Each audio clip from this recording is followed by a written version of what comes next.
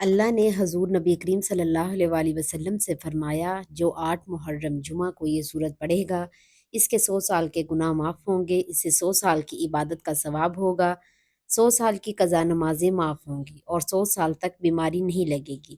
محترم ناظرین، 8 محرم یہ وہ دن ہے جب حضرت امام حسین رضی اللہ تعالیٰ عنہ اور ان کے صحابہ نے کربلا میں ظلم و ستم کے خلاف ڈٹ کر مقابلہ کیا۔ اس دن کو عام عاشوراء 10 محرم کی تیاری اور صبر و استقامت کی علامت کے طور پر یاد کیا جاتا ہے۔ 8 محرم کو امام حسین رضی اللہ تعالیٰ عنہ اور ان کے خاندان پر کربلا میں شدید مصائب آئے، لیکن انہوں نے حق پر ثابت قدمی دکھائی۔ اس دن کو صبر، استقامت اور حق کی جدوجہد کی یاد کے طور پر منایا جاتا ہے۔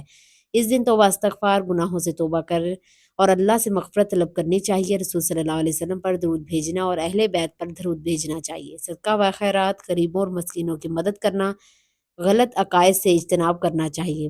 بعض لوگ 8 محرم کو خصوصی ازداری یا ماتم کے طور پر مناتے ہیں، لیکن اسلام میں ماتم، سینہ کوبی اور خود کو زخمی کرنا جیسے اعمال ناجائز ہیں۔ صبر اور دعا کرنا ہی صحیح طریقہ ہے۔ 8 محرم کو تاریخ اعتبار سے اہمیت حاصل ہے۔ اس دن کو صبر، دعا اور نیک اعمال کے ذریعے گزارنا چاہیے۔ محترم ناظرین، اللہ تبارک و تعالیٰ نے اپنی حکمت و عدالت سے بعض ایام کو بعض ایام پر، بعض مہینوں کو بعض مہینوں اور بعض اوقات کے بعض اوقات پر فضیلت بخش کی ہے، اور تقریباً ہر فضیلت والے مہینے، وقت اور دن میں کچھ نیک کام مشروع قرار دیے گئے ہیں۔ ان میں گناہ کے کام سے روکا اور اپنی رسول صلی اللہ علیہ وسلم کی نافرمانی کو زیادہ قابل مذمت بتلایا ہے۔ انہیں فضل اور محترم مہینوں میں ایک مہینہ محرم اور انہیں مبارک دنوں میں ایک دن عاشورہ کا بھی ہے۔ محرم الحرام کو اللہ تعالیٰ نے متعدد فضائل سے نوازا ہے۔ اس کی سب سے پہلی فضیلت و اہمیت یہ ہے کہ اسلامی سال کی ابتدا اسی مہینے سے ہوئی، جیسا کہ تمام مسلمانوں کا اس پر اتفاق ہے۔ یہ مہینہ سال کے 4 محترم اور حرمت والے مہینوں میں سے ایک ہے۔ ارشاد باری تعالیٰ ہے، مہینوں کی گنتی اللہ کے نزدیک کتاب اللہ میں 12 ہیں، اس دن سے جب سے زمین آسمان کو اس نے پیدا کیا، اس میں سے 4 حرمت و ادب کے ہیں، یہی درست دین ہے۔ حجۃ الوداع کے موقع پر اللہ کے رسول صلی اللہ علیہ وآلہ وسلم نے اعلان فرمایا کہ اب زمانہ گھوم گھما کر پھر اس حالت پر آ گیا ہے جس حالت پر اس وقت تھا جب اللہ تعالیٰ نے آسمانوں اور زمینوں کی تخلیق فرمائی۔ سال 12 مہینوں کا ہے، جن میں 4 حرمت والے ہیں، 3 پے در پے ہیں، ذی القعدہ، ذی الحج اور محرم، اور چوتھا رجب المرجب ہے جو جمادی الاول اور شعبان کے درمیان واقع ہے۔ حضرت عبداللہ بن عباس رضی اللہ تعالیٰ عنہ کا ارشاد ہے کہ اللہ تعالیٰ نے 4 مہینوں کو خاص کر لیا اور انہیں حرمت والے قرار دیا، نیز ان کی عزت و حرمت کو بڑھایا اور ان میں اپنی نافرمانی کو کیچ قرار دیا۔ اس طرح مہینوں میں عمل صالح کے اجر و ثواب کو بڑھا دیا جاتا ہے۔ اس مہینے میں روزہ رکھنا اور مہینوں کے مقابلے میں افضل ہے۔ چنانچہ اللہ کے رسول صلی اللہ علیہ وآلہ وسلم کا ارشاد ہے کہ رمضان المبارک کے بعد سب سے افضل روزہ اللہ کے مہینے محرم کا ہے، اور فرض نمازوں کے بعد سب سے افضل نماز رات کی نماز ہے۔ سنن النسائی الکبریائی میں آپ صلی اللہ علیہ وسلم نے کسی سے سوال کیا کہ رمضان المبارک کے بعد سب سے افضل روزہ کون سا ہے، تو آپ صلی اللہ علیہ وآلہ وسلم نے فرمایا، اللہ کے اس مہینے کا روزہ جسے تم محرم کے نام سے یاد کرتے ہو۔ اس مہینے کی نسبت اللہ کے رسول صلی اللہ علیہ وسلم نے اللہ تعالیٰ کی طرف کی ہے، یعنی اللہ تعالیٰ کا مہینہ، حالانکہ سارے مہینے ہی اللہ تعالیٰ کے پیدا کردہ اور معتعین کردہ ہیں، لیکن اس ماہ کی اہمیت کے پیش نظر اللہ کے رسول صلی اللہ علیہ وسلم نے اس کی نسبت و اضافت اللہ تعالیٰ کی طرف کی، جیسا کہ پچھلی 2 حدیثوں سے واضح ہوا، اور ظاہر ہے کہ جن چیزوں کی نسبت اللہ تعالیٰ کی طرف ہوتی ہے وہ قابل احترام اور افضل ہوتے ہیں، جیسے بیت اللہ، کعبۃ اللہ وغیرہ۔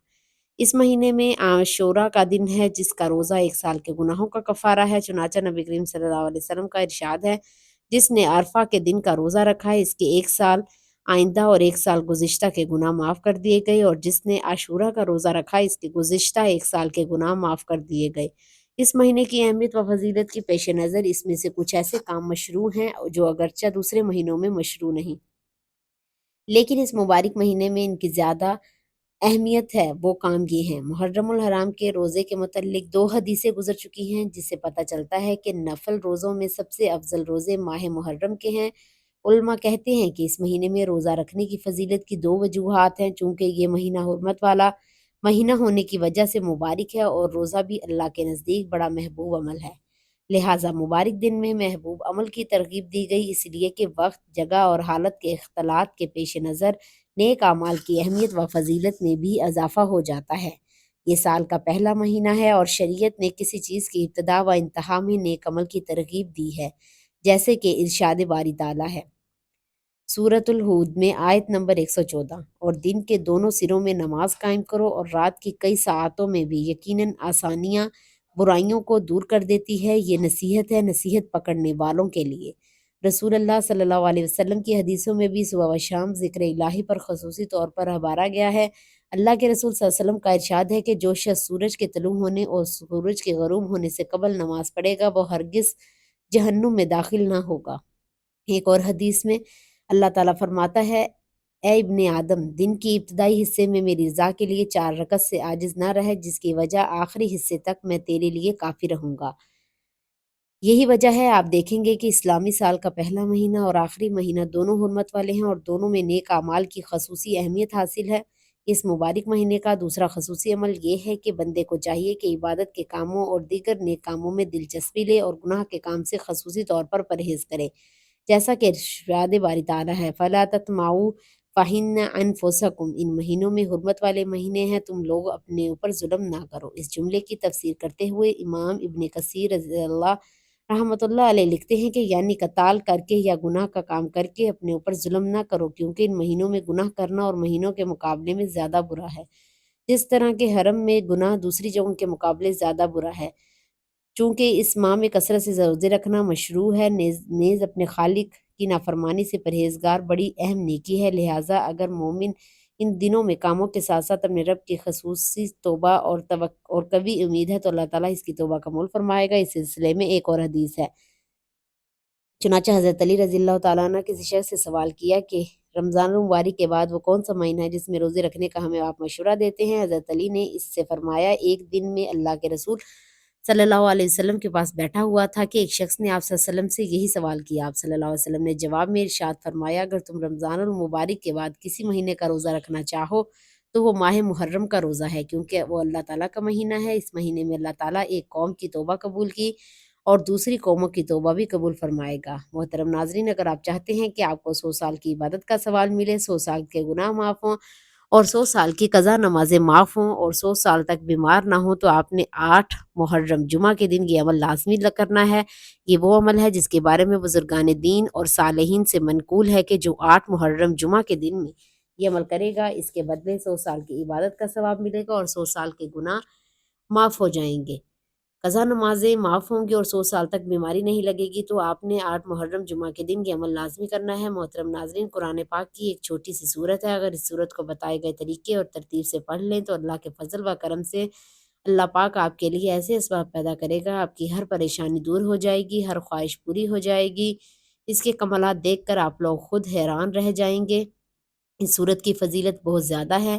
یہ سورت عذاب قبر سے بھی بچاتی ہے اور اللہ تعالیٰ سے اپنے پڑھنے والے کی بخشش کرواتی ہے۔ اس کے سامنے گڑ گڑانے والے کے ساتھ اللہ کافی ہے، وہی دہرا کو امن نصیب فرماتا ہے، طالب پناہ کو پناہ دیتی ہے، وہی بہترین ولی اور بہترین مددگار ہے، لہٰذا جو بھی اپنا ولی بنائے اس سے طلب کرے، اس پر توکل اور مکمل طور پر اس کی طرف یکسوئی ہو جائے تو اللہ بھی ان کا ولی بن کر اس کی مکمل حفاظت فرماتا ہے۔ جو صرف اللہ سے ڈرے اور تقوی اختیار کرے، اسے ہر دہشت و ڈر سے امن فراہم کرتا ہے اور اس کی ضروریات کے مطابق ہر مفید چیز مہیا کرتا ہے۔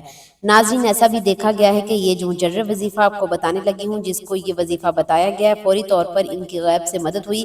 اللہ پاک کی ذات پر یقین کرتے ہوئے آپ نے یہ وظیفہ پڑھ لینا ہے۔ آپ کے سامنے یہ ویڈیو آ جائے تو یہ وظیفہ آپ لوگ لازمی کیجئے گا۔ اپنی مشکل دنوں میں، اپنی پریشانی کے دنوں میں اس وظیفے کو لازمی پڑھیے گا۔ بڑی سے بڑی مرادیں پوری ہوں، بیماریاں ہوں، تکلیف ہو، دکھ ہو، پریشانی ہو، رزق بند ہو چکا ہو تو یہ وظیفہ آپ لوگ ایک بار ضرور کر کے دیکھیے گا۔ ہر پریشانی سے آپ کو چھٹکارا مل جائے گا۔ یہ بے حد آسان وظیفہ ہے۔ جو اپنی حاجتوں کو، اپنی پریشانیوں کو آپ کے لیے ہیں، ان کی نیت کیجئے گا۔ دل میں یہ نیت رکھیے گا، فلاں فلاں مقصد کے لیے، فلاں فلاں حاجت کے لیے یہ پڑھ رہا ہوں، میری ہر حاجت پوری ہو جائے۔ آپ لوگوں کا یہ وظیفہ کر لیجیے گا۔ اس وظیفے کے آپ لوگوں عشاء کی نماز کے بعد کر سکتے ہیں۔ جب آپ کے سامنے ویڈیو آ جائے، آپ ویڈیو مکمل دیکھ لیں، وظیفے کو سمجھ لیں کس طریقے سے کرنی ہے، تو اس رات کو پڑھنا شروع کر دیں۔ سستی نہ کریں، سستی کریں گے تو آپ لوگوں کا ہی نقصان ہوگا۔ اپنی مشکلات کو ختم کرنے کے لیے اگر 5 منٹ نکال سکتے ہیں تو یہ ویڈیو دیکھ سکتے ہیں تو آپ لوگ یہ وظیفہ کیجئے گا۔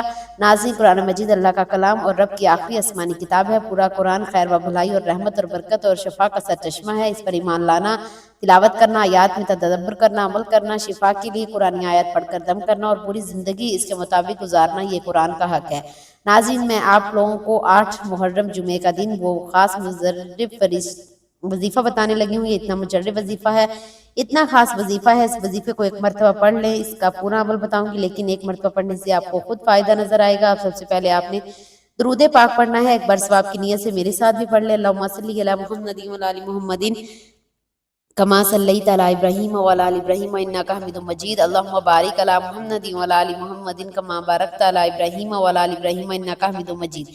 اس کے بعد ایک تسبیح آپ نے پہلے کلمے کی پڑھنی ہے، لا الہ الا اللہ محمد رسول اللہ، پھر ایک بار 100 بار پڑھنا ہے۔ اس کے بعد 7 مرتبہ سورہ ملک پڑھنی ہے۔ یہ وہ عمل ہے جس کو کرنے سے نہ صرف آپ کو عبادت کا ثواب ملے گا بلکہ آپ کی دل کی مرادیں پوری ہوں گی، آپ جو مانگیں گے آپ کو ملے گا۔ آپ کے گھر میں انشاءاللہ اللہ پاک خیر لائیں گے، برکتیں لائیں گے، پورا سال آپ کا اللہ پاک کی رحمتوں اور برکتوں سے گزرے گا انشاءاللہ۔ تو آپ اس عمل کو لازمی کیجیے گا، اسے شیئر کریں اور اس وظیفے کو خود بھی کر لینا ہے۔ اس وظیفے کو تمام دوستوں کے ساتھ بھی شیئر کر دینا ہے۔ کئی دفعہ زندگی میں ایسے حالات پیدا ہوتے ہیں، ایسے مراحل آ جاتے ہیں کہ انسان کہتا ہے کہ میں تھک چکا ہوں، حالات نے مجھے چاروں طرف سے گھیر لیا ہے، تو میں کہتی ہوں کہ کبھی بھی اللہ کی رحمت سے نا امید نہ ہوں۔ اللہ پاک وہاں سے وسیلے بناتا ہے جہاں سے انسان نے کبھی سوچا بھی نہیں، اور ہمارے پاس چاہے کچھ ہو یا نہ ہو، ہمارے کوئی اعمال ہیں یا نہیں، لیکن ہمارے پاس سب سے بڑی طاقت ہے، وہ ہے دعا کی طاقت۔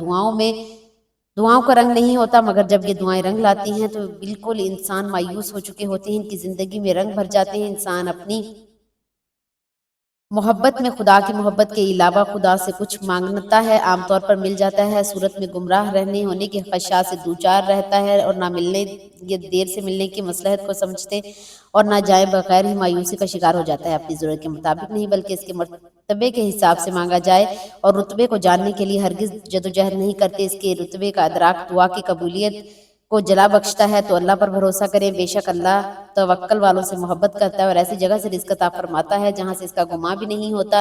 تو جو شخص اللہ پر توکل کرتا ہے تو اللہ اسے کافی ہے۔ ناظرین، میری تمام بہنیں جو ویڈیو دیکھتی ہیں وہ بھی وظیفہ پڑھ لیں، اور میرے بھائی جو ہیں وہ وظیفہ پڑھ لیں، بزرگ بھی وظیفہ پڑھ لیں۔ میرے تمام لوگ، مائیں بہنیں، بزرگ، بھائی، دوست، احباب، سب یہ وظیفہ پڑھ لیں، ہاتھ پہ ہاتھ رکھ کر بالکل نہ بیٹھیں۔ یہ وظیفہ جو عمل بتایا ہے اس کو کسی وقت بھی پڑھ لیں، وقت کی کوئی پابندی نہیں، کوئی جگہ نہیں، آپ جہاں آپ کو جگہ ملے وہیں آپ وظیفہ پڑھنا شروع کر دیں، لیکن یہ وظیفہ آپ گھر میں پڑھ لیں، دکان میں پڑھ لیں، جہاں موجود ہو وہاں بیٹھ کر یہ وظیفہ پڑھ لیں۔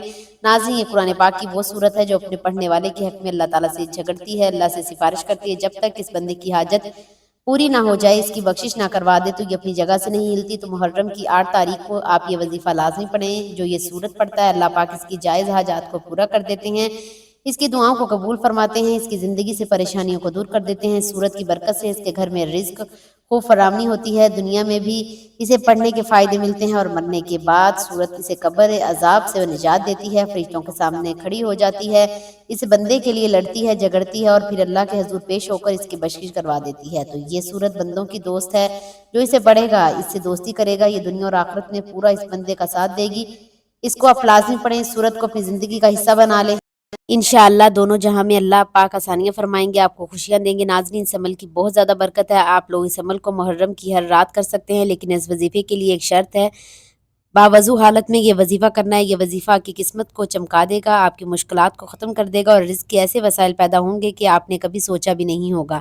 اس صورت کے پڑھنے سے اس کے 100 سال کے گناہ معاف ہوں گے، 100 سال کی عبادت کا ثواب ملے گا، 100 سال کی قضا نمازیں معاف ہوں گی، 100 سال تک بیماری نہیں لگے گی۔ میری اللہ پاک سے دعا ہے کہ اے میرے اللہ پاک، اے میرے غفور الرحیم، اللہ ہم سب کی مشکلات ختم فرما دے، اے اللہ ہمیں اس مہینے کی برکتوں سے فیض یاب فرما، آمین۔ اللہ پاک سے دعا ہے کہ اے میرے اللہ، اے میرے غفور الرحیم، اللہ ہم سب کی مشکلات کو ختم کر دے اور ہمیں اس مہینے کی برکت سے فیض یاب فرما، آمین۔